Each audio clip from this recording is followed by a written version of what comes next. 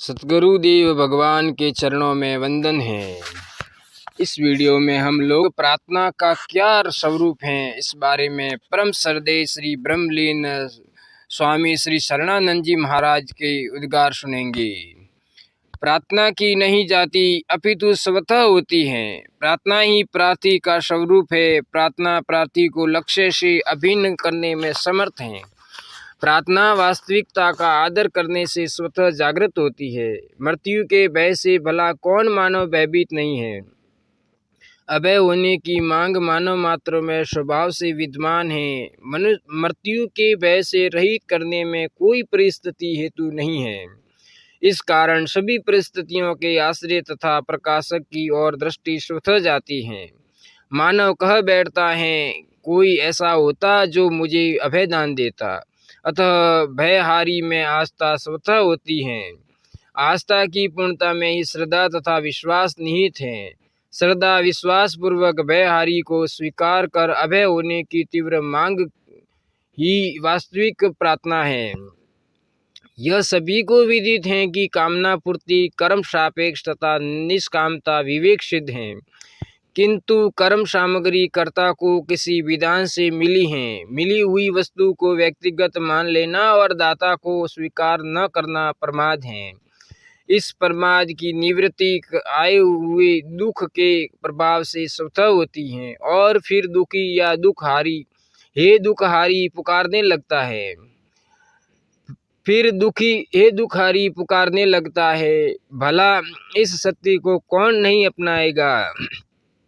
सुख की दास्ता तथा दुख के भय के रहते हुए सभी प्रार्थी हैं। इस दृष्टि से मानव मात्र प्रार्थी हैं। अब विचार यह करना है कि हमारी मांग में वास्तविकता का अनादर तो नहीं है, अर्थात विवेक विरोधी मांग तो नहीं है। दुख के अभाव से ही सुख का प्रलोभन नाश होता है और फिर स्वतः दुखी दुखहारी से अभिन्न होता है।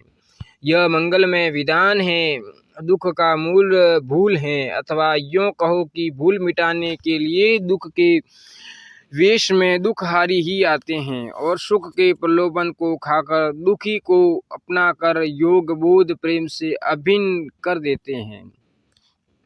भूल का कोई स्वतंत्र अस्तित्व नहीं है। निज ज्ञान का अनादर, मिली हुई स्वाधीनता का दुरुपयोग तथा देवी गुणों को व्यक्तिगत मान लेना ही तो भूल है। हरिओम। भूल जनित वेदना में ही प्रार्थना निहित है। प्रार्थना से मानव मात्र का सर्वतोमुखी विकास होता है। इतना ही नहीं, पुरुषार्थ की प्रवृत्ति एकमात्र प्रार्थना में ही निहित है। मिली हुई वस्तु, योग्यता, सामर्थ्य आदि का सदुपयोग, पुरुषार्थ का सदुपयोग, मिले हुए को अपना मानना भूल है। जिसने दिया है वह अपना है। मानव परमात्मा से उन्हें भूल जाता है जो सदा सदा से अपने हैं और परिवर्तनशील, उत्पत्ति विनाश युक्त वस्तु, अवस्था, परिस्थिति आदि को अपना मान लेता है।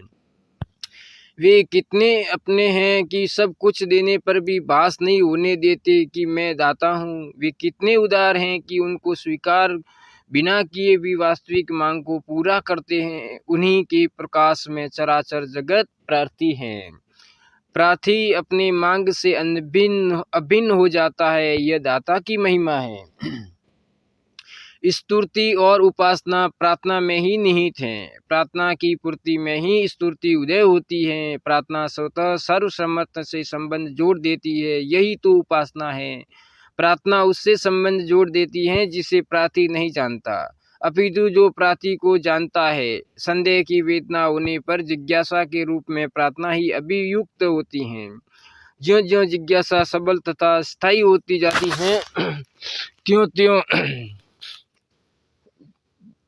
त्यों सभी निर्बलताएं स्वतः नष्ट होती जाती हैं। जिस काल में जिज्ञासा से अभिन्न जिज्ञासु का कोई अस्तित्व ही नहीं रहता, उसी काल में जिज्ञासा की प्रति स्वतः हो जाती है, अर्थात जिज्ञासु तत्व ज्ञान से अभिन्न हो जाता है। यह प्रार्थना की ही महिमा है। पुरुषार्थ अहम को पोषित करता है और प्रार्थना अहम को खाकर प्रार्थी को लक्ष्य से अभिन्न करती है। इतना ही नहीं, पुरुषार्थी पुरुषार्थ के आरंभ से पूर्व प्रार्थी होता है। कारण कि सामर्थ्य के सदुपयोग से भिन्न पुरुषार्थ कुछ नहीं है। सामर्थ्य की मांग भी तो पुरुषार्थ ही है। इस दृष्टि से प्रार्थना से ही जीवन का आरंभ होता है और प्रार्थना से ही पूर्णता प्राप्त होती है। प्रार्थना प्रार्थी की सभी निर्बलताओं को का अंत कर निर्दोषता से अभिन्न करती हैं। इतना ही नहीं, प्रार्थना से प्राप्त निर्दोषता साधक को गुणों के अभिमान से रहित कर देती हैं। अतः सर्वांश में दोषों का अंत एकमात्र प्रार्थना ही साध्य है। अगर मित्रों आपको यह वीडियो पसंद आया हो तो इस वीडियो को लाइक करना, ऐसे ही वीडियो सुनने के लिए चैनल को सब्सक्राइब करना और शेयर करना।